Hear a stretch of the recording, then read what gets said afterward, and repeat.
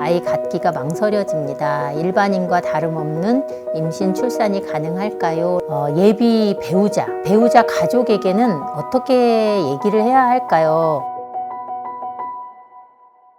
안녕하세요. 오늘은 염증성 장질환 환자들 중에서 여성 환자들을 위한 이야기를 나누고자 우리 이대 서울병원 염증성 장질환 센터에서 준비를 해보았습니다. 저는 이대 서울병원 염증성 장질환 센터의 정성혜입니다. 그리고 저와 함께 얘기를 나누실 분들을 소개하면 저와 함께 일하고 있는 우리 송은미 교수님. 안녕하세요. 이대 서울병원 염증성 장질환 센터 송은미입니다. 네, 그리고 박예연 교수님입니다. 안녕하세요. 이대 서울병원 염증성 장질환 센터의 박예연입니다. 사실 염증성 장질환 환자들에게 병을 진단받는다는 것은 환자들이 증상이 있어서 병원을 찾아오게 되죠. 혈변을 보기도 하고 설사를 하기도 하고 배가 아프기도 하고 또 사실 변을 참지 못하는 급박변도 환자들한테는 굉장히 어려운 일이고요. 또 체중이 빠지기도 합니다. 그리고 이제 병원에 와서 혈액 검사를 하고 대변 검사를 함께 하고 그리고 이제 내시경 검사를 하는데 사실 내시경을 본 의사들은 그 상황을 다 알지만 환자들은 본인의 뱃속에 무슨 일이 일어나는지 잘 모르기 때문에 굉장히 공포스럽고 또 영상의학 검사까지 다 포함을 한 다음에 그리고 시간이 꽤 흐르겠죠. 그리고 이제 진료실에 왔을 때 당신의 병은 또 자녀의 병은 배우자의 병은 이렇게 저희가 병명을 설명하면 처음 진단받은 날을 한번 생각해 보자 이렇게 하면 아마 딱 요런 심정일 거예요. 마른 하늘에 날벼락 맞은 것 같았다. 그래서 어머님들은 그날에 많이 우시기도 하시고 또 본인들도 심장이 덜컥 내려앉았다 그런 표현들을 많이 쓰십니다. 그런데 이 병이 사실 딱 진단을 받고 수술을 하면 다 끝나는 이런 병이 아니고 평생 가지고 가야 되는 그런 병이다 보니까 본인들이 스스로 병을 알고 또 관리하고 이렇게 매니지를 해야 되는 그런 상황이 되는 거예요. 그래서 기본적으로 꼭 알아야 되는 것들이 있거든요.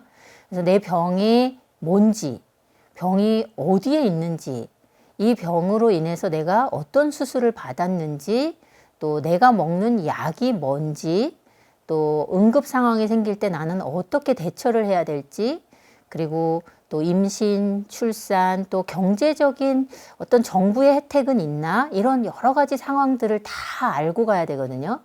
그래서 대부분 앞쪽에 있는 병변의 범위 이런 거에 관심을 많이 갖다 보니까 사실 임신이나 출산 이런 부분은 여자들에게 더 많이 국한이 되기도 하고 아주 모든 사람에게 해당하는 부분은 아니기 때문에 또 놓치기가 쉬운 부분일 수가 있거든요. 그래서 오늘은 저희가 이 부분을 좀 다뤄보려고 합니다. 그래서 내 병이 크론병인지 궤양성 대장염인지를 좀 알아야 되겠죠. 그래서 궤양성 대장염은 대부분 대장에만 있기 때문에 이름이 궤양성 대장염이고요.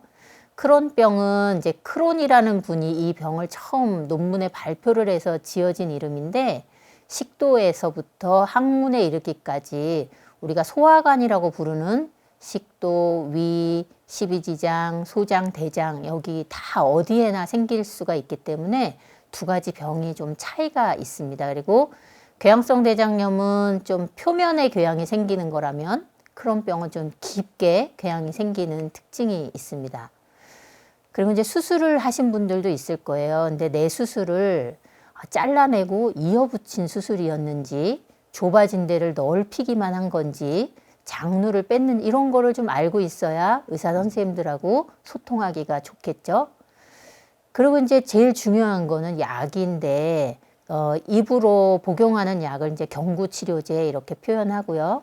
저렇게 이제 알약들이 아주 다양하게 나옵니다. 그리고 알약을 고용량으로 자꾸 만들다 보니까 목을 넘기기가 어려워지는 부분들이 있거든요. 그래서 저렇게 이제 과립형도 나왔어요. 그래서 어렸을 때 아마 비오비타 좀 먹어보신 분들 있을 텐데 그거랑 아주 비슷해서 또 좀 편안해 하시는 분들이 있습니다.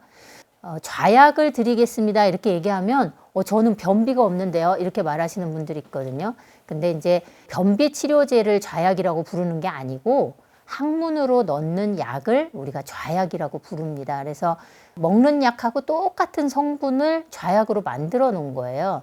어떤 약은 좀 부드러워서 잘 들어가는데 손에 묻어서 싫다는 분이 있고요. 어떤 분은 저 좌약이 조금 딱딱해서 손에 안 묻으니까 깨끗해서 좋은데 좀 딱딱해 이렇게 얘기하는 분들이 있거든요. 근데 이게 또 개인 취향이 다 있기 때문에 본인한테 잘 맞는 그런 좌약을 선택할 수가 있고, 저 밑에 그림에 있는 것처럼 항문 끝에만 병변이 있는 사람들은 입으로 먹어서 저 항문 끝에까지 약이 가는 거에 시간도 좀 걸릴 건데 항문으로 직접 약을 넣어주면 효과를 굉장히 빨리 볼 수가 있겠죠. 항문으로 넣는 액체 치료를 관장이라고 합니다. 이것도 변비에만 쓰는 게 아니고, 그래서 항문으로 하는 치료가 있고 입으로 먹는 약이 있다, 이렇게 기억해 주시면 좋을 것 같고, 그런데 이제 이 염증성 장질환에 쓰는 치료제들이 이제 다양하게 개발이 됐거든요. 여기 그림에 있는 할머니가 이 난나 슈발츠라는 할머니인데, 이 할머니가 류마티스 환자들 치료를 하다가 궤양성 대장염이랑 류마티스가 같이 있는 사람한테 저 약을 줬더니 류마티스 관절염도 좋아졌는데 장도 좋아진 걸 알게 된 거예요. 그래서 이 약을 궤양성 대장염에도 쓸 수 있겠구나 알게 됐고, 우리가 지금 쓰고 있는 이 중요한 항염증제 5-아사라고도 부르죠. 아미노살리실레이트가 우리 치료에 쓰이게 된 거예요. 이 아미노살리실레이트는 제일 위에 있는 것처럼 대장에 가서 대장의 세균이 저 가운데를 딱 잘라줘야만 효과를 보는 약이 있고, 저렇게 이제 두 번째 동그라미 2개 있는 것 같이 코팅이 되어 있어가지고 장으로 쭉 내려가면서 폐하가 변하면서 약이 분비되는 게 있고, 제일 밑에 있는 것처럼 약들을 작은 과립으로 이렇게 떡처럼 뭉쳐 놓은 거예요. 그러니까 저런 경우들은 입에 들어가면서부터 살살 녹아서 윗부분에서부터 병변이 있는 사람들한테 아주 좋은 약이 되겠죠. 그래서 아미노살리실레이트는 만들어진 약의 형태에 따라서 병변의 범위에 따라 우리가 다 다르게 사용할 수 있구나, 이렇게 알면 되고, 선생님들이 내 병변의 위치나 범위를 보고 약을 선택해 주시는구나, 이렇게 이해하시면 되겠습니다. 그런데 저희가 꼭 드리고 싶은 말씀은 뭐냐면, 저렇게 이제 약물을 잘 복용하는 것, 그 다음에 우리가 이제 일상생활 능력에 영향을 줬다, 이런 말이 이제 우리가 능력이 있어 이럴 때 영어로 ability라는 말을 쓰잖아요. 근데 disability라는 말은 얼마나 이 병이 일상생활에 영향을 미쳤는가를 말할 때 disability라고 하거든요. 그래서 disability에 영향을 주는 게 뭘까를 어떤 분이 이렇게 연구를 해보니까 약을 잘 먹었냐 안 먹었냐가 일상생활에 영향을 많이 줬다는 거예요. 그래서 약을 잘 먹은 사람들은 디스어빌리티가 별로 없는데 약을 잘 안 먹은 사람들은 디스어빌리티가 심했다라는 걸 보여주는 거고요. 요거는 우리나라에서 우리나라 환자들을 대상으로 해본 거예요. 그런데 아까 보여드렸던 그런 약을 의사들이 처방을 해줘도 환자들이 제대로 잘 먹는 환자들이 한 절반밖에 안 되더라. 그리고 실제로 약을 잘 먹는 사람들은 재발이 별로 없다는 걸 아주 선명하게 보여준 그래프거든요. 그래서 여러분들이 약을 잘 먹는 것이 너무나 중요하다는 것을 이 그래프 그림을 머릿속에 그리면서 내가 약을 빼먹을 때마다 나도 재발할 수도 있지, 이렇게 생각하면서 약을 잘 먹었으면 좋겠습니다. 이제 본격적으로 오늘 할 얘기를 하려고 하는데요. 이 그래프를 보시면 몇 살 때 병이 많이 생기나를 보여주는 그래프거든요. 근데 제가 빨간색 동그라미로 이렇게 해놓은 걸 보시면 20대에서 40대, 15살에서 35살 사이에 이 병이 많이 생기는 걸 볼 수 있어요. 이때는 젊은 연령이잖아요. 우리가 이제 이런 걸 생애 주기별 발달 과제라는 표현을 써요. 그래서 돌이 되면 걸을 수 있어가지고 돌떡을 날라야 되고, 3살쯤 되면 3발 자전거를 타야 되거든요.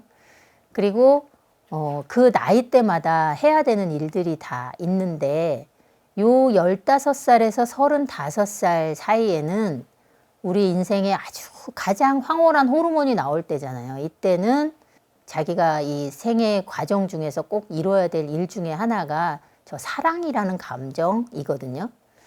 사실 우리는 모두가 달콤한 사랑을 꿈꾸고 행복한 결혼을 생각하고 또 건강하게 임신하고 출산하는 그런 꿈을 꾸죠. 거기에 육아까지 건강하게 할 수 있다면 그것처럼 인생에서 성공한 게 없을지도 모르겠습니다.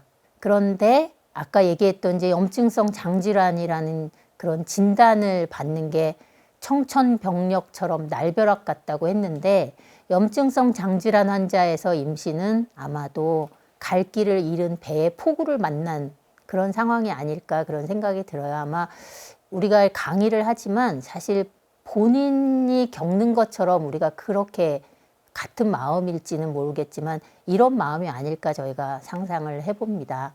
그래서 이제 IBD 환자들의 그 임신에 대해서 환자들이 얼마나 잘 알고 있을까 그런 이제 설문지가 있어요. 이제 외국에서 만든 설문지인데 그랬더니 생각보다 환자들이 본인의 병에 대해서 아는 거에 비해서 임신이나 출산에 대한 지식이 매우 낮다는 걸 알게 됐어요. 그래서 정말 교육이 중요하구나 하는 거를 이제 논문으로 발표를 했는데 그거를 하고서 내용을 이렇게 살펴보니까 임신 중에 재발을 할 수도 있으니까 치료가 꼭 필요해. 여기까지는 어느 정도 다 동의를 하거든요. 그럼에도 불구하고 환자들이 아기 때문에 내가 증상을 참더라도 약을 안 먹어야겠어 라든가 또는 본인의 병이나 이런 치료가 환자에게 해로울 거라고 생각을 해서 나는 아이를 갖지 말아야지 이렇게 생각하는 사람들이 많다는 걸 저희가 알게 됐어요. 그래서 저희가 이제 저분들한테 저 논문을 쓰신 분들한테 연락을 해서 저걸 한글로 번역해서 우리나라 환자들한테 한번 해보고 싶다. 저희가 이제 연락을 드렸고 허락을 받아가지고 저희가 한글로 번역을 했어요. 그래서 번역을 해서 우리나라 환자들에게 한번 이렇게 설문을 해봤더니 우리나라 환자들도 굉장히 지식의 그런 정도가 낮다는 걸 알게 됐거든요. 그런데 그나마 환자들 중에서 임신이나 출산에 대한 정보를 좀 알고 있는 사람들은 어떤 사람들이었냐면 어렸을 때 진단을 좀 받아서 병의 경력이 좀 많은 사람, 그 다음에 이미 생물학적 제재까지 치료를 해본 사람, 그 다음에 본인이 이 병을 진단받고 아이를 낳아본 사람이 그래도 좀 알고 있었어요. 그러니까 병을 진단받으면서 교육을 좀 받고 환우에도 참석하고 병원들에서 하는 그런 교육에도 참석하고 이런 분들은 이런 것에 대한 지식이 좀 있다는 걸 저희가 알게 됐습니다. 그래서 저희가 이제 오늘 우리 두 분의 교수님하고 같이 우리 염증성 장질환 환자들이 어떻게 지혜롭게 임신과 출산을 잘 해가지고 행복한 가정을 꾸려갈 수 있을지 저희가 이제 도움을 좀 드리고자 준비를 좀 해봤습니다. 그래서 꼭 지켜야 할 것하고 하면 안 되는 것으로 나눠서 저희가 한번 설명을 드려보려고 해요. 여기 느낌에서 보시겠지만 초록색은 그 횡단보도 건너갈 때처럼 그리고 밑에는 빨간색이잖아요. 그래서 하면 안 되는 것들로 구분해서 하나씩 설명을 드리도록 하겠습니다. 그럼 먼저 가장 중요하다고 할 수 있는 첫 번째 해야 할 것, 꼭 해야 할 것에 대해서 우리 송은미 교수님 말씀을 주시겠어요? 네, 저희가 이제 오늘 앞으로 임신과 출산에 대해서 말씀드릴 내용은 저희만의 생각이 아니라 여러 나라의 많은 경험을 가진 의사들이 같이 고민을 하고 여러 연구 결과를 모아서 저희가 정리한 내용을 가지고 이 강의 자료를 만들었는데요. 이 염증성 장질환 환자분들의 임신 출산과 관련해서는 가장 많이 인용되고 있는 이 자료가 바로 이 토론토 가이드라인이라고 캐나다에서 나온 그 가이드라인과 그리고 유럽에서 나온 에코 가이드라인을 많이 활용을 하고 있습니다. 그래서 이 자료의 기초에서 저희가 말씀을 드리도록 하겠습니다. 슬기로운 임신 그리고 출산을 위해서 가장 중요한 것은 바로 임신을 하기 전에 계획된 임신을 하고선 그 전에 이제 상담을 받는 것입니다. 현재 본인이 어떤 약을 쓰고 있는지 그리고 지금 저희가 복용하고 있는 약물 중에 임신을 위해서 반드시 중단해야 되는 약이 있는지 그리고 흡연이나 음주와 같이 태아, 그리고 산모에게 안 좋은 영향을 줄 영향이 있는 그런 습관이 없는지, 그리고 임신 전에 해야 되는 예방접종은 다 마쳤는지, 그리고 산부인과적으로 좀 신경을 써야 되는 그런 염증성 장질환과 관련된 구조적인 문제가 없는지 등을 미리 점검하는 게 필요할 것 같습니다. 아마 정도의 차이는 있지만 모든 이 환우분들이 이 본인의 질환이 혹시 자녀에게 가지 않을까 이거를 우려를 하실 것 같습니다. 그래서 이 부분에 대해서 먼저 말씀드리면 에코 가이드라인이라고 유럽의 이제 가이드라인인데요. 여기서도 명확하게 염증성 장질환 환자분들의 자녀에서 염증성 장질환이 발생할 위험도가 조금 높다고 나와 있습니다. 발병의 위험성은 만약에 부모 중 한쪽이 염증성 장질환이 있다면 자녀가 염증성 장질환이 발병할 가능성은 1.5에서 5.2% 정도로 조사가 됐지만, 만약에 양 부모가 모두 염증성 장질환이 있을 때는 최대 크론병이 발생할 가능성이 36% 정도로 급격하게 높아진다고 나와 있었습니다. 하지만 이 연구들은 모두 유럽 사람들을 대상으로 진행된 연구들이어서 아시아에서 진행된 연구를 살펴보면 이 유럽에서 발표된 결과보다는 조금 낮은 것 같습니다. 지금 소개해드린 연구는 인도에서 수행된 연구인데, 이 아시아 지역인 인도에서 수행된 연구에서는 궤양성 대장염 부모가 있을 때 가족의 발생률은 0.3에서 1.3%로 서구의 연구 결과보다 훨씬 낮은 것을 볼 수 있습니다. 이를 다 종합해서 말씀드리면 염증성 장질환이 있으면 아무래도 자녀가 염증성 장질환이 발생할 위험성은 조금은 높아지는 것이라고 생각이 되는데요. 하지만 어떤 유전자에 뭔가 이상이 있어서 그 자녀에게로 반드시 유전이 되는 유전병이 아니라 가족 성향이 있는 병이라고 생각해 주시면 좋을 것 같습니다. 따라서 위험성이 높지 않기 때문에 자녀에게 반드시 전달되는 질환이 아니어서 그런 것들을 고려해서 임신과 출산을 계획하는 것이 좋을 것 같습니다. 염증성 장질환 환자분들에서 건강한 출산을 위해서는 반드시 중요한 것이 이제 산전 상담을 시행하는 것입니다. 앞서 소개해드린 캐나다의 토론토 가이드라인에서는 모든 가임기 환자들에서 진단 이후에 최대한 빨리 산전 상담을 시행하는 것을 강력하게 권고를 하고 있습니다. 이 연구 결과를 보시면 30분간 짧은 산전 상담을 함에도 불구하고 이 산전 상담을 시행받은 환자들에서 시행하지 않은 사람들이랑 비교했을 때 본인이 부작용에 대한 우려로 임의로 약제를 중단할 비율이 훨씬 낮았고, 그리고 흡연을 지속하는 경우도 의미 있게 낮았고, 이로 인해서 임신 기간 중에 염증성 장질환이 악화될 가능성도 훨씬 낮은 것으로 조사가 되었습니다. 앞서서 연구 결과도 그렇지만 산전 상담을 하면서 금연 교육을 하는 것이 상당히 강조되고 있는데요. 흡연을 하는 것은 아기에게 보시면 저체중, 조사나 사산, 호흡기 장애, 그리고 뇌신경 발달 장애와 같은 이런 치명적인 부작용을 유발할 수 있다고 보고가 되었고, 엄마에서는 크론병일 경우에 특히나 흡연자에서 위험도가 더 높아지고, 그리고 흡연자에서 질병 악화 가능성이 더 나빠지는 것으로 나타났습니다. 따라서 엄마에게도 또 아기에게도 흡연을 지속하는 것은 나쁘기 때문에 금연 교육을 반드시 강조해서 하도록 하고 있고, 저희도 실제로 이렇게 시행을 하고 있습니다. 네, 송 교수님 감사합니다. 저희가 이 얘기를 쭉 듣고 보니까 저희가 요 영상이 잘 만들어져서 우리 병원에만 오는 분들 뿐만 아니라 임신을 앞두고 있거나 결혼을 앞둔 분들이 이런 내용을 좀 미리 공부할 수 있으면 도움이 많이 되겠다는 생각을 제가 강의를 들으면서 좀 하게 됐고요. 임신 전 교육이 너무 중요하다는 게 이해가 잘 됐는데, 다음은 이제 박예연 교수님께서 꼭 지켜야 할 두 번째를 설명해 주시기 바랍니다. 네. 송은미 교수님 설명해 주신 것처럼 첫 번째 중요한 게 임신 전 교육이라면, 두 번째는 관해 상태를 유지하는 중에 임신을 해야 임신 결과가 좋다는 점입니다. 제가 임신을 준비하고 있는 염증성 장질환 환자분들한테 가장 강조하는 부분 중에 하나이기도 한데요. 관해라고 하는 것은 염증성 장질환이 염증이 없이 잘 조절되고 있는 상태를 말합니다. 이렇게 질환이 잘 조절되는지를 체크를 하고 임신을 하는 것이 중요한데요.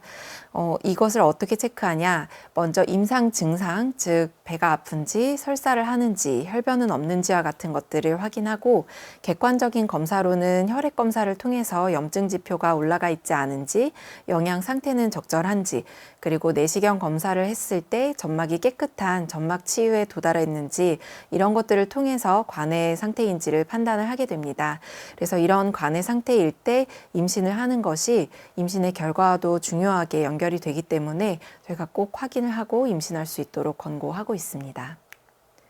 이렇게 질병이 이제 잘 조절되는 비활성기 또는 관해라고 하는 이 시기가 중요한 이유가 관해기에 임신을 한 궤양성 대장염과 크론병은 임신 경과 중에 20% 전후로 재발을 하지만 활동기에 임신을 하게 되면 거의 절반 가까이에서 활동기가 계속 지속이 되면서 임신 기간 내내 또는 임신 이후 고생을 하게 된다는 점입니다. 최근 10년간에 한국의 인구 기반 코호트를 이용해서 임신 결과를 보는 연구를 했었는데 결과를 보시면 환자의 질병이 얼마나 활성이 되어 있는지에 따라 유산이나 태아 성장 지연과 같은 임신 결과의 차이가 있는 것 같습니다. 관해기 또는 염증이 비교적 낮은 경증인 경우에는 일반인과 비교했을 때 자연유산이나 제왕절개, 자궁 내 성장 지연과 같은 임신 결과의 차이가 별로 없었던 반면 염증성 장질환이 중등도 또는 중증으로 잘 조절되지 않은 상태에서 임신을 한 경우에는 일반인과 비교해서 자연유산, 제왕절개, 자궁 내 성장 지연이 의미 있게 높아지는 것을 확인할 수 있었습니다. 따라서 염증성 장질환이 있고 없고 자체가 아니라 이것이 잘 조절되지 않아서 산모의 몸에 염증이 지속되고 있는 상태가 임신 결과에 안 좋은 영향을 주는 것으로 생각하고 있습니다. 네, 아마 이 지금 말씀하신 두 가지 이야기가 임신을 준비하는 분들한테는 제일 중요한 부분일 것 같습니다. 그래서 뭐 1, 2, 3, 4, 5, 6, 7, 8, 9, 10, 10가지를 다 하는 거는 못 외울 수도 있는데 이 두 가지만 딱 기억을 해줘도 우리 환자분들한테는 큰 도움이 될 거란 생각이 들고요. 결국 이제 두 분 이야기를 종합해보면 임신 전 상담을 할 때 관해 상태인지를 꼭 확인하고 그래서 관해 상태일 때 임신하도록 교육하는 게 꼭 필요하다는 거네요. 그러면 송 선생님께서 한번 말씀 주시면 말씀하신 것처럼 병에 대해서 그리고 임신에 대해서 잘 교육을 받은 다음에 계획된 임신을 하는 것이 제일 중요할 것 같고요. 이런 경우에 임신 기간 중에 훨씬 편안하게 지낼 수 있고 또 출산 결과가 아주 좋은 것 같습니다. 그래서 이제 임신 전부터 적절한 관해 상태를 유지하도록 치료를 반드시 지속적으로 유지하는 것이 중요합니다. 임신 기간 중 질병의 재활성화는 가장 임신한 염증성 장질환 산모에게 해롭기 때문에 임신 기간 중에도 치료를 지속해서 관해기를 유지하는 것이 중요합니다. 관해기를 계속 유지하기 위해서는 임신을 앞두고 그리고 임신 후에 치료를 적절하게 지속하는 것이 매우 중요한데요. 그러면 지금 현재 쓰고 있는 약이 안전한지 환자들이 되게 궁금할 것 같거든요. 그러면 박 교수님께서 그 부분 조금 더 자세히 설명을 해 주시겠어요? 환자가 현재 쓰고 있는 약들을 우선은 확인을 해야겠습니다. 앞서 병의 상태를 확인하고 관해기에 임신을 하는 게 중요하다고 했었는데 환자 상태가 만약에 활동기라고 한다면은 치료약제를 더 잘 조절을 해서 당연히 이제 관해기로 만든 다음에 임신을 하는 게 좋겠고 이미 관해기에 도달을 해서 우리가 임신을 실제로 이제 준비를 하고 있는 중이라 한다면은 유지치료 약제를 점검하고 이 약을 임신 기간 내내 잘 가져가도 되는 약인지 한번 확인을 해봐야 됩니다. 실제로 환자분들이 임신을 덜컥 계획 없이 하거나 또는 이제 관해기에 준비해서 임신을 했던지 간에 약을 쓰고 있는 것 자체에 대해서 굉장히 우려를 많이 합니다. 태아에게 안 좋은 영향을 주진 않을지, 혹시 이것 때문에 뭐 기형아가 생기진 않을지 이런 부분들을 실제로 굉장히 많이 물어보시는데 가장 많이 쓰고 있는 약 중에 하나인 5-ASA, 5-ASA 이렇게 부르는 약과 대부분 면역 조절제 그리고 생물학 제제 중에 항 TNF 제제는 그대로 복용할 것을 권장하고 있습니다. 이 중에서 5-ASA 같은 경우는 임신기에도 안전하게 복용할 수 있는 약제이고요. 관해를 유도하고 유지하는 데 있어서 효과가 있습니다. 궤양성 대장염에서는 병변의 위치에 따라서 아까 정성희 교수님 말씀해 주신 것처럼 경구약, 좌약, 관장 같은 약들을 함께 사용할 수 있고요. 실제 염증성 장질환에서 가장 많이 사용되는 약제가 5-ASA 제제입니다. 5-ASA는 최근에 제형들이 많이 개발이 됐고 고용량으로 복용 횟수를 한 번으로 줄이거나 큰 알약을 삼키기가 좀 힘든 분들이 과립 제형으로 개발이 되어서 환자의 기호나 생활 패턴에 맞게 선택할 수 있게 되어 있습니다. 그리고 5-ASA 제제 다음으로 우리가 임신 기간 중에 유지할 수 있는 약 중에 면역 조절제가 있는데 그 중에서도 사이오프린, 아자치오프린 이렇게 부르는 약제가 있습니다. 염증성 장질환 환자의 약 3분의 1에서 특히 크론병 환자의 70% 이상에서 사용하는 약제이고요. 덴마크에서 시행된 인구 기반 연구에서는 69명의 임신 중 사이오프린을 사용한 산모를 조사를 해봤는데 조사는 약 1.9배 정도 증가했지만 저체중아나 선천 기형은 증가하지 않은 것으로 보고를 하였습니다. 그리고 이 이후에 조금 더 최근에 발표된 전약 연구에서는 다행히도 사이오프린 사용한 임산부가 출산을 했을 때 자연유산이나 저체중아, 선천기형이 앞선 연구와 비슷하게 증가하지 않았고 이 연구에서는 조산도 증가하지 않은 것으로 보고를 했습니다. 이러한 연구들을 바탕으로 캐나다나 유럽 가이드라인에서는 임신한 환자가 사이오프린을 기존에 사용 중이었다면 중단하지 않고 지속하는 것을 권고하고 있습니다.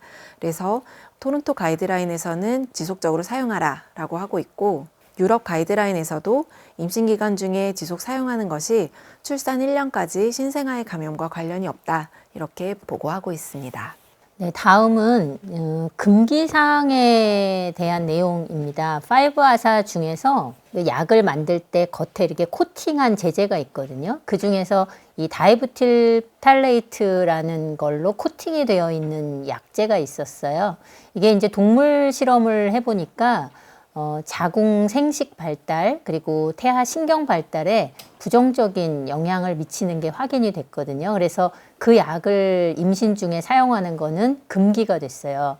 근데 이제 기존에 이게 시판되던 약인데 이 약제 회사에서는 이 성분이 아닌 이제 다른 성분으로 교체를 해서 지금 실제로는 이런 성분이 섞여 있는 5-아사 제제는 시판되고 있지는 않기 때문에 우리나라 환자들은, 우리나라 산모들은 안심하셔도 되겠습니다. 그러면 두 번째 금기약에 대해서 송은미 교수님께서 소개해 주시겠어요? 네, 사실 이 부분이 가장 중요할 것 같습니다. 염증성 장질환 환자분들 중에 이 사용 중인 약제 중에서 가장 주의해야 되는 약이 크게 두 가지 약제인데요. 메톡트렉세이트와 딸리도마이드입니다. 이 두 약제는 임신을 계획하고 있다면 최소 3에서 6개월 전부터는 반드시 중단을 해야 되는 약으로 알려져 있습니다. 메톡트렉세이트는 이렇게 연구 결과를 보시면 복용했던 임산부에서 자연유산이 높게는 42% 정도로 높게 보고됐다고 확인이 된 약제입니다. 만약에 본인이 복용하고 있는 약제 중에 메톡트렉세이트가 있다면 임신 전에 반드시 주치의 선생님과 상의를 해서 언제부터 중단을 해서 계획된 임신을 할지 이걸 꼭 확인을 하시는 게 좋을 것 같습니다. 탈리도마이드는 사실은 지금 현재는 사용하고 계시는 분들이 많지는 않을 것 같은데요. 예전에 크게 이 배아 손상을 유발한다고 해서 문제가 됐던 약입니다. 따라서 탈리도마이드를 사용하고 계시는 분들이 만약 있다면 이 약제 역시 투약을 중단하고 임신을 계획을 해야겠습니다. 자, 세 번째 금기는 이제 임신 3주기 때 항 TNF 제제를 사용하지 않도록 권장을 해왔는데 그 이유까지 마저 설명해 주시겠어요? 예전에 이제 임신 3기에 항 TNF 제제를 가급적 사용하지 않는 것이 사실은 권장되었습니다. 그 이유는 뭐냐면 항 TNF 제제는 저렇게 팔을 벌린 사람처럼 모양이 되어 있는데요. 그 중에서 몸통에 해당하는 FC 포션이라고 저희가 하는데 이 부분이 이뮤노글로불린 G에 해당하기 때문에 이 약제가 태반을 통해서 모체에서 태아의 혈액으로 전달이 되는 약제라고 알려 있습니다. 따라서 보시는 것처럼 태아의 혈액에서도 항 TNF 제제가 실제로 혈액을 채취해서 검사를 해봤더니 검출이 된다고 알려져 있습니다.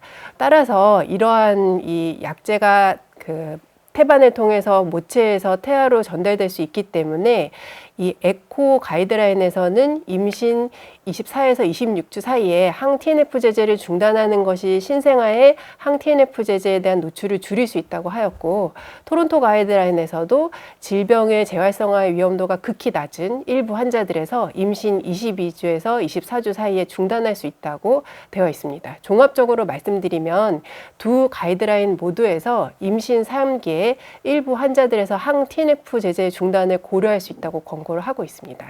하지만 이 항 TNF 제제를 사용하기까지 환자의 질병이 이제 경과가 있습니다. 따라서 질병이 잘 조절되지 않기 때문에 이 강력한 약제인 생물학적 제제까지 사용하게 된 환자들이 많은데요. 이런 환자들에서 이 항 TNF 제제를 중단하는 것이 사실은 실제로는 굉장히 어렵습니다. 또 결정하는 것도 아주 어렵고요. 그래서 이제 연구 결과들이 보고가 되었는데 2018년도에 대규모로 프랑스에서 이 코호트 연구를 진행했습니다. 약 10,000명에 넘는 이 임산부가 포함된 대규모 코호트 연구였는데, 이 연구 결과를 보니까 항 TNF 제제 중단이 임신 중에 질병 활성화의 위험도를 높게 했다고 보고가 되었고, 하지만 임신 24주 이후로 항 TNF 제제를 유지하는 것이 신생아나 이 태아에게 좋지 않은 영향은 미치지 않았다고 보고가 되었습니다. 또 출산 이후 1년까지 이 추적 관찰을 하였는데, 이 항 TNF 제제를 지속 사용했음에도 불구하고 신생아에서 생후 1년까지 별다른 합병증이 생기지 않는 것으로 최종적으로 보고가 되었습니다. 따라서 이러한 연구 결과들을 바탕으로 토론토 가이드라인에서는 앞서서 이제 3기에 중단을 할 수 있는 것보다 더 강력하게 항 TNF 제제로 유지 치료를 하였던 임산부에서는 특별한 사유가 없다면 항 TNF 제제를 유지하는 것이 권고된다고 강력하게 권고를 하고 있습니다. 네, 그러면 지금은 그 3주기 때 항 TNF 사용이 사용 금지가 아니라 중단 금지. 네, 그렇죠. 최근에는 아무래도 환자가 필요하다면 임신 3주기에도 중단하지 않고 생물학적 제제를 그대로 사용할 것을 권고를 하고 있고요. 사실은 이제 생물학적 제제를 사용하는 것보다는 이 환자가 중간에 질병이 나빠져가지고 그런 이 질병의 재활성화가 훨씬 임신에 더 큰 위협으로 되어 있기 때문에 최근에는 아주 환자의 질병이 정말 잠잠하고 그런 게 아니라고 하면 가능하면 유지하는 추세인 것 같습니다. 드디어 이제 임신 전 상담을 통해서 안전하게 임신을 하고, 그다음에 임신 기간 동안에 치료를 잘 한 환자가 분만을 앞두고 있을 때 어떻게 알려줘야 할지 보겠습니다. 그럼 박예원 교수님께서 분만 방법에 대해서는 어떻게 설명해 주시겠어요? 대부분은 일반인과 동일하게 우리 질식분만 또는 자연분만이라고 하는 방법을 택할 수가 있습니다. 또 요새는 자연분만을 원하시는 분들이 또 많았었는데 가능한지 좀 조심스럽게 물어보시기도 하고 하셨었는데, 사실 특별한 경우가 아니라면 대부분의 경우는 일반인과 같고요. 현재 만약에 항문 주변의 병변이 굉장히 심하다거나 아니면 대장 전체를 절제해서 회장과 항문을 이어준 회장 항문낭을 가지고 있는 환자분들의 경우에는 괄약근을 좀 보존을 하는 게 필요하기 때문에 제왕절개를 권장하게 됩니다. 그래서 이러한 기존의 수술력을 가지고 담당 선생님과 또 산부인과 선생님과 꼭 상의를 해서 미리 이제 어떤 방식으로 분만을 할 것인가 결정하는 게 필요하겠습니다. 네, 그러면 수술력이 있는 환자들, 그 다음에 장루를 가진 환자들, 그리고 전 대장 절제술을 한 환자들은 좀 더 집중 상담이 분만 전에 이루어져야겠네요. 네, 맞습니다. 다음은 이제 분만을 잘 마치고 아기가 태어났으니까 얘를 길러야 되잖아요. 그래서 다음은 모유 수유에 대해서 그러면 송은미 교수님께서 설명해 주세요. 네, 사실 모유 수유할 때까지 이제 이 염증성 장질환 환자분들의 걱정은 끊이지 않습니다. 근데 이제 다행인 것은 모유 수유를 하는 것이 염증성 장질환 환자분들의 질병을 악화시키지 않는다고 보고가 됐습니다. 그래서 내가 모유 수유를 하면서 내 병이 나빠지거나 그러지는 않는다는 거를 이제 기억해 주시면 좋을 것 같고요. 그리고 앞서서 저희가 임신 기간 중에 이제 박예원 교수님이 말씀해 주신 것처럼 5-ASA, 그러니까 아미노살리실산 제제나 아니면 티오프린 같은 제제, 그리고 제가 말씀드린 것처럼 항 TNF 제제 등이 임신 기간 중에 사용해도 비교적 안전한 약제라고 설명드렸는데, 모유 수유 중에도 이 앞서 말씀드린 약제가 대부분은 안전한 약제라고 보고가 되어 있습니다. 이 연구 결과를 보시면 엄마의 모유에서 약재가 얼마나 검출되는지 이렇게 농도를 측정해 봤는데요. 농도가 굉장히 낮았습니다. 따라서 내가 약을 복용하거나 아니면은 주사를 맞고 있다고 하더라도 그것이 모유로 배출되는 농도는 굉장히 낮습니다. 그래서 약재를 사용하는 것과 상관없이 모유 수유가 가능할 것 같고 또 다른 그냥 일반 인들과 똑같이 모유 수유를 고려하실 수 있을 것 같습니다. 그래서 앞서 말씀드린 내용을 저희가 다음처럼 표로 정리를 했는데요. 보시는 것처럼 아미노살리실산, 티오피린 제제, 그리고 저희가 많이 사용하고 있는 생물학적 제제인 인플리시막과 아달리무막, 그리고 급성기 치료제인 콜티코스테로이드 제제 모두 사용하면서 모유 수유를 충분히 하시는 게 가능할 것 같습니다. 그림이 되게 평화로운데 모유 수유는 매우 안전하다는 거군요. 그러면 이제 다음 중요한 금기사항 하나는 항 TNF에 노출된 산모에서 태어난 아기의 경우에는 생백신을 주의해야 된다는 것 같아요. 그래서 아기의 예방 접종에 대해서 환자인 엄마들이 사실 굉장히 관심도 많고 걱정도 많을 것 같은데 박예원 교수님께서 설명해 주시겠어요? 네.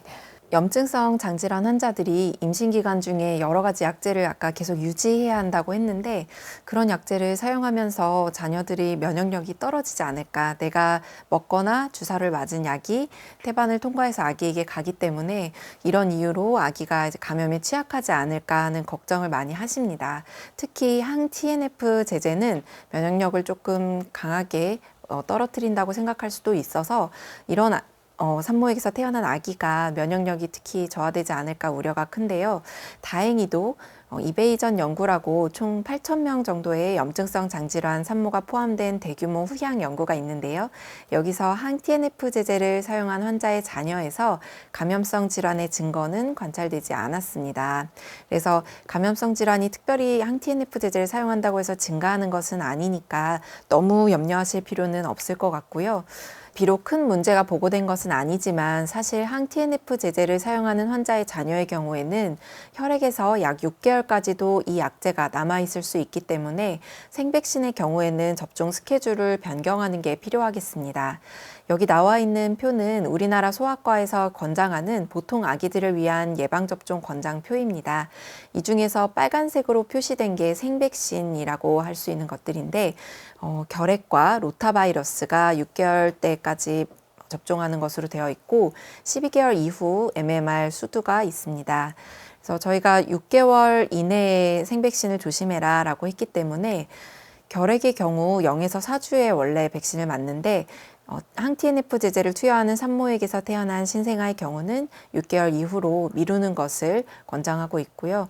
로타바이러스 같은 경우는 사실 필수 접종은 아닙니다. 선택 접종으로 되어 있기도 하고 로타바이러스를 14주 이후에 1차로 접종하는 게 의미가 없다고 되어 있어서 이런 산모들에서는 로타바이러스는 아기에게 그냥 넘어가시는 것으로 권고를 드리고요. 또 다른 생백신인 MMR이나 수두 같은 경우는 12개월 이후에 접종이 되기 때문에 따로 변경할 필요는 없겠습니다. 그래서 이제 왜 6개월일까 이거를 좀 궁금해하는 분들이 있더라고요. 그래서 저희가 이제 소아과 선생님하고도 많이 이야기를 나눴는데 아까 얘기한 것처럼 그 항 TNF가 6개월까지 남아 있을 수 있다는 점 하나하고 또 하나는 이제 다른 모든 그런 면역을 위한 항체가 엄마한테서 아기한테 넘어와서 아기가 6개월까지는 잘 안 아프거든요. 그게 엄마가 준 항체 때문인데 그게 6개월 정도 되면 없어진대요. 그렇기 때문에 이제 BCG를 그때쯤에는 맞춰야 실제로 외부에서 전염이 됐을 때 막을 수 있기 때문에 6개월이 됐을 때는 BCG는 꼭 맞추는 게 좋다. 그렇게 얘기를 해주셨거든요. 자, 이렇게 이제 저희가 두 분 교수님하고 여성 염증성 장질환 환자들이 임신, 출산 과정에서 지켜야 할 것과 금지해야 할 것들을 한번 살펴봤습니다. 요 슬라이드를 이렇게 이제 보시면 임신 전 상담을 통해서 임신을 계획하고 임신 기간 동안에 잘 지속적으로 치료를 유지를 하고 그래서 그 관해 상태를 잘 유지하면서 가면 또 분만 후 또 수유로 이어지는 그 모든 과정까지 저희가 안전하게 임신할 수 있다는 건데 여기서 이제 금기 사항이 이렇게 빨간색으로 쭉 있었어요. 이 금기사항 몇 가지 중에서 달라진 개념이 하나 있는 거죠. 네, 그렇습니다. 예전에는 앞에서 말씀드린 것처럼 임신 3기에 생물학적 제재를 사용하지 않는다인데 최근에는 연구 결과들이 사용하는 쪽으로 모아져서 가능하면 사용하던 약제는 중단하지 않고 쭉 사용하는 것이 좋을 것 같다는 것 같습니다. 네, 그리고 항-TNF 제제를 주로 설명을 드리긴 했는데 생물학적 제제 중에는 최근에 나온 유스테키누맙이나 베돌리주맙 같은 생물학적 제제도 있습니다. 이런 것들은 역시 항-TNF 제제처럼 이뮤노글로불린 G이기 때문에 임신할 때 안전할 것으로 연구들이 점점 모아지고 있고요. 이에 반해 소분자 물질에 속하는 토파시티닙 제제는 금기약이기 때문에 임신 전에 미리 이런 약제를 사용하고 계시다면 중단하고 임신 기간 중에는 다른 약제를 사용할 것을 고려해야겠습니다. 어떻게든 이 강의를 들으시면서 잘 이해가 됐기를 바라고요. 우리 환자분들이 올려주신 질문을 이제 한번 받아보려고 하는데요. 질문을 받기 전에 먼저 한번 소개를 해드릴 내용이 있습니다. 네, 이제 이분은 사실 고생 굉장히 많이 했어요. 지금은 이제 41살이지만 18살 때 진단이 돼가지고, 유학도 다녀오고 또 그러는 과정 중에 사실 수술도 여러 번 하고 지금은 작물을 가지고 있는 이제 크론병 환자인데 치료하면서 관해 상태일 때 임신이 잘 됐고 아기를 낳고 지금 이제 11살.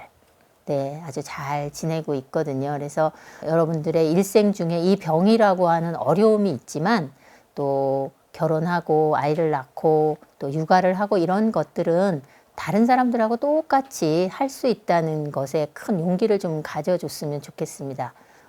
저희 이제 연구 결과들을 한번 살펴보니까 저희가 이제 지금 프라임 연구라는 이름으로 해서 전국에 염증성 장질환으로 이제 진단이 된 여자분들 중에서 임신을 하면 저희 병원으로 다 연락을 주기를 저희가 바라고 있어요. 그러면 저희가 임신 기간 동안에 전화 상담도 다 해드리고 또 아이를 낳고 나서 아이가 건강한지도 저희가 다 살펴드리고 있거든요. 그래서 교수님들을 통해서 저희한테 연락이 오기도 하지만 또 환자들이 또 저희한테 연락을 주셔서 상담을 받으시기도 합니다. 근데 저희가 그 연구들을 쭉 한번 살펴보니까 5-아사 제제를 쓰면서 임신하고 아이를 낳은 사람들이 70% 넘거든요. 그러니까 대부분의 환자들이 그 약제로 치료를 한다는 이야기고 그 약제를 먹으면서 아이를 가지고 또 출산하는 거에 아무 문제가 없었다는 것들을 이런 연구 결과들을 통해서 우리가 볼 수가 있습니다. 그래서 이 코호트 연구라고 하는 게 중요한 이유는 아까 앞에서 우리 몇 분 교수님들이 이렇게 쭉 얘기하는 중에 다른 나라의 코호트 연구를 보면 이런 표현을 썼는데 이거는 우리가 이제 어떤 연구를 할 때 환자들을 등록하고 쭉 그분들이 앞으로 어떻게 되는가를 보는 연구를 코호트 연구라고 하거든요. 그래서 여러분들도 귀찮다고 생각하지 마시고 혹시 임신을 하게 되면 저희들하고 함께 이런 기록이 남겨지고 데이터가 모아지면 우리나라 환자들에게 아주 좋은 연구 결과를 공유해서 우리나라 환자들은 어떻게 하면 더 좋은 편안한 임신, 출산, 분만, 수유를 할 수 있겠다 하는 자료를 그래서 환자들끼리 서로 돕는 거다라고 생각해 주시면 좋겠습니다. 자, 이제 저희가 질문을 좀 받아보려고 합니다. 그래서 사실 굉장히 어려운 질문이기도 해요. 이 질문이. 어떤 질문이 왔냐면 결혼을 준비하고 있는데 예비 배우자 또 배우자 가족에게는 어떻게 얘기를 해야 할까요? 이게 아마 어쩌면 오늘의 질문 중에 제일 어려울 수도 있습니다. 네. 그래서 자기의 결함 혹은 자기의 어려운 점 이런 것들을 배우자나 가족들하고 어떻게 나눠야 할까 하는데 혹시 박예은 선생님 좋은 지혜가 있을까요? 이게 굉장히 어려운 질문이라 사실 뭐 정답은 없겠지만 저 같은 경우는 이제 사실 염증성 장질환이 있는 것 자체만으로도 되게 자신감이 떨어져서 환자분들이 이성을 만나는 것부터 좀 되게 꺼리는 분들도 있고요. 결혼까지 가기도 전에 처음부터 난 이 질환 갖고 있다 이래도 나 좋냐 이렇게 이제 선을 긋는 분들도 있는데 저는 사실 처음 만날 때부터 그렇게 선을 그을 정도의 일이라고 생각하진 않습니다. 그렇게 하는 것보다는 사람을 만나고 충분히 서로의 신뢰가 쌓이고 결혼을 결심할 정도로 이런 이제 상태가 되었을 때에는 마음을 터놓고 이야기를 당연히 하기는 해야 될 거라고 생각은 하고요. 아주 경한 궤양성 대장염 이런 경우는 그렇게 뭐 살아가면서 또 임신, 출산 이런 모든 과정에 크게 지장을 주는 문제가 아닌 경우도 많아서 너무 이것을 심각하게 받아들이도록 얘기할 필요는 없을 것 같고, 근데 만약에 병이 정말 심한 경우에는 배우자가 될 사람과 또 그 가족과 충분히 이 상황을 이야기를 나누고 결혼을 하는 게 서로 좀 상처를 덜 받을 수 있는 방법이 아닐까 합니다. 어렵습니다. 아마 이 병에 대한 이야기를 했는데도 그 사랑을 멈추지 않는 사람이라면 전 아주 훌륭한 상대를 만난 걸 거라고 생각이 들고, 또 그걸 품어줄 수 있는 배우자의 가족이라면 정말 시집이나 장가를 아주 잘 가는 케이스일 거다라는 생각이 듭니다. 사실 우리는 이렇게 눈에 드러나는 병이 되게 위험할 거라고 생각하지만 제가 살아보니까 사람 됨됨이가 훨씬 더 중요하지 병은 함께 이겨내고 극복해 갈 수 있는 부분이 아닌가 그런 생각이 듭니다. 네, 두 번째 질문을 한번 보겠습니다. 아마 이분은 병이 좀 심하신 분인가 봐요. 이제 질환이 심해서 아이 갖기가 망설여집니다. 일반인과 다름없는 임신, 출산이 가능할까요? 라는 질문인데 우리 송 교수님이 좀 지혜를 나눠주시면 좋겠습니다. 네, 사실 질병이 심하다고 하더라도 요새는 이제 여러 가지 생물학적 제재나 이런 질병을 치료할 수 있는 약제가 굉장히 다양해졌기 때문에 이런 약제를 통해서 치료를 받아서 만약에 내 질병이 지금 현재는 없는 상태다. 저희가 관액이라고 얘기하는 그런 상태라고 하면 임신율 또 그리고 이 아이의 출산했을 때 건강한 아이가 태어날 가능성이 일반인과 똑같다고 되어 있습니다. 따라서 만약에 본인의 질병이 잘 조절이 됐다 그러면 너무 걱정하지 마시고 용기를 내서 아이를 갖고 그다음에 이제 건강하게 출산을 하는 것이 가능할 것 같습니다. 사실은 저희가 이제 조사를 해보니까 이러한 망설임 때문에 자발적인 불임이라고 하는데요. 본인이 이제 임신을 꺼리는 비율이 굉장히 높았습니다. 따라서 내 병이 만약에 잘 조절이 되고 있다 그러면은 용기를 내서 건강한 임신 출산을 하시는 것이 충분히 가능할 것 같습니다. 네, 그래서 이제 지금은 약제들이 많이 또 개발이 돼서 관해까지 오는 경우가 훨씬 더 전에보다 좋아졌고, 아까 제가 케이스로 보여드린 그분도 사실은 뭐 굉장히 심한 분이었어요. 저희가 임종을 준비해라 그렇게 말할 정도로 아주 위험한 상황이었는데도 치료가 잘 돼서 그 애 크는 거가 보물처럼 애를 보고 있거든요. 그래서 여러분들도 치료에 집중하면 정상적인 임신 출산이 가능하다는 것을 꼭 기억해 주시면 좋겠습니다. 그럼 다음 질문 보겠습니다. 이분은 현재 임신 중이라고 하네요. 산부인과 선생님께는 어떻게 상의를 드려야 하나요? 임신 중에 받는 검사는 다 해도 되나요? 라고 이제 질문하셨습니다. 네, 박 교수님께서. 네.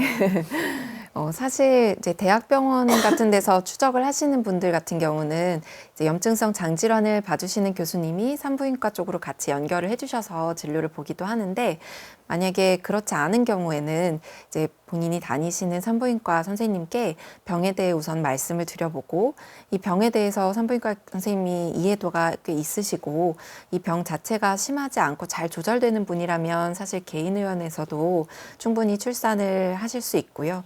하지만 만약에 이제 말씀드렸을 때 조금 산부인과 선생님이 난색을 표하신다거나 이러신 경우에는 염증성 장질환 치료를 받고 있는 병원의 산부인과 선생님과 연결을 부탁드려서 그렇게 상담을 해보실 것을 권해드립니다.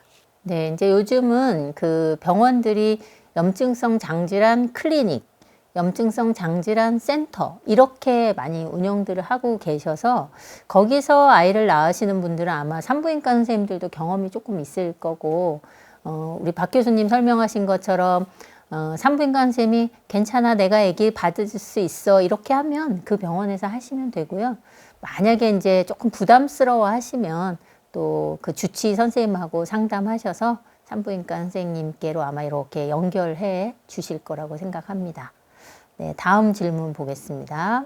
임신 중인데 증상이 좀 심해졌습니다. 아마 이제 여기에는 진단법도 좀 궁금할 것 같고, 내시경은 할 수 있을까, 뭐 치료는 어떻게 해야 될까, 이런 궁금증이신 것 같은데 검사 괜찮나요? 사실은 이제 임신 중에도 이렇게 질병이 나빠졌을 때 치료가 그냥 임신하지 않은 분들과 크게 다르지 않다고 되어 있습니다. 개양성 대장염 환자분들 같은 경우가 이제 임신 기간 중에 좀 설사가 더 심해지거나 혈변이 있거나 이러는 경우들이 조금 더 많아지는 것으로 되어 있는데요. 그러는 경우에 저희가 이제 만약에 질병이 나빠지면 이제 밑에만 항문만 살짝 들여다보는 S자 결장경이라는 내시경을 해서 진짜 질병이 있는지 내시경으로 판단하는 경우가 있는데, 이 S자 결장경 같은 경우는 임신 기간 중에 어떤 기간 중에 해도 안전한 검사라고 알려져 있습니다. 따라서 만약에 주치의 선생님이 한번 질병이 좀 나빠졌을 가능성이 있으니까 내시경을 한번 들여다 봐야겠는데요 라고 말씀을 하시는 경우에는 S자 결장경 같은 경우에는 좀 안심하고 하셔도 되는 검사일 것 같고요. 그 외에 여러 가지 뭐 평상시에 하셨던 혈액 검사나 아니면은 뭐 대변 검사나 이런 것들도 동일하게 하셔도 되는 검사라고 되어 있고, 다만 이제 임신 기간 중에 조금 수치가 왔다 갔다 하는 그런 경우가 있기 때문에 그건 알아서 아마 주치의 선생님께서 잘 해석해 가지고 설명해 주시리라고 생각이 됩니다. 만약에 질병이 나빠졌다 그러면 치료가 크게 다르지 않다고 되어 있어 가지고요. 똑같이 질병이 나빠졌을 때 할 수 있는 뭐 스테로이드 치료나 아니면 약물을 올리는 치료나 이런 것들을 받으시는 것이 더 낫다. 그러니까 질병이 나빠진 것을 약제를 사용하지 않기 위해서 참는 것보다는 이렇게 적극적으로 치료하는 것이 더 낫다고 되어 있습니다. 예. 치료를 열심히 하자가 처음부터 끝까지 내용인 것 같습니다. 다음 보겠습니다. 네, 질환 때문에 여러 가지 걱정이 많은데 좋은 엄마 아빠가 되기 위한 조언을 부탁드립니다. 이거는 인생의 큰 숙제이죠. 네. 뭐 병 때문이 아니라 병이 없는 사람도 좋은 엄마 아빠가 되는 일은 너무 어렵기 때문에 지금까지 쭉 이야기들을 종합해 보면 병이 더 해롭다. 약보다는 병이 더 해롭다. 그래서 약이 주는 영향은 본인에게도 또 아기에게도 훨씬 적고, 오히려 몸에 막 염증이 있는 그 상태가 아기에게 훨씬 더 해로울 수 있으니까 치료를 잘 하자. 그리고 사실 엄마가 관해 상태이면 일상생활 똑같이 할 수 있기 때문에 건강한 엄마랑 똑같거든요. 그러니까 무엇보다 좋은 엄마 아빠가 되려면 건강해야 되니까 관해기를 유지하는 게 너무나 중요하고, 그 다음에 저는 껌딱지라는 말 너무 좋아해요. 아이가 자라면서 엄마 껌딱지야, 그거는 엄마랑 사랑한다는 말에 저는 또 다른 표현이라고 생각해요. 그래서 많이 안아주고 많이 사랑해주고 어떤 매도 그 사랑을 이길 수는 없는 것 같아요. 그래서 근데 이제 그러려면 엄마가 힘이 들면 안아줄 수도 없거든요. 그래서 치료가 중요하고, 또 하나는 원더우먼이 되는 거를 포기하셔야 됩니다. 그거는 내가 다 할 수 있다고 생각하면 어느 날 쓰러지거든요. 그래서 건강 때문에 잘 못할 수 있는 부분들에 대해서 솔직하게 이야기하고 도움을 요청하는 것이 저는 좋은 방법 중에 하나라고 생각이 들고, 또 아이가 말을 좀 알아듣게 됐을 때는 엄마는 요런 병이 있어. 그래서 막 건강한 척, 다 할 수 있는 척 하지 말고 엄마의 약점을 아이가 아는 것이 오히려 내가 엄마를 보살필 부분이 있구나, 내가 엄마를 도와야 될 부분이 있구나, 이런 것들을 알아가면서 더 좋은 아이로 자랄 수 있기 때문에 그런 이야기를 나누는 것도 좋은 방법이 되지 않을까 생각을 합니다. 동의하세요? 네. 아마 이게 마지막 질문인 것 같습니다. 그래서 저희가 오늘 강의를 3명이서 이렇게 좀 나눠서 강의도 드리고 또 질문도 답을 하면서 저희들도 또 이런저런 생각할 일들이 많았던 것 같습니다. 그래서 이 병으로 인해서 생명의 지장이 막 직결되는 이런 병 아니기 때문에 고혈압이나 당뇨 환자가 진단이 되면 평생 약을 먹고 관리하면서 자기 수명을 다 하고 사는 것처럼 내 몸에 장만 폐만 좀 아픈 거지 다른 부분들 다 괜찮은 거니까 그렇게 생각하시면서 병과 더불어 지혜를 자꾸 쌓으시고요. 또 그 가는 길에 저희 우리 의사들이 함께 여러분들 잘 돕도록 노력하겠습니다. 지금까지 들어주셔서 감사드리고 건강하게 잘 지내시기를 바라겠습니다. 감사합니다. 감사합니다.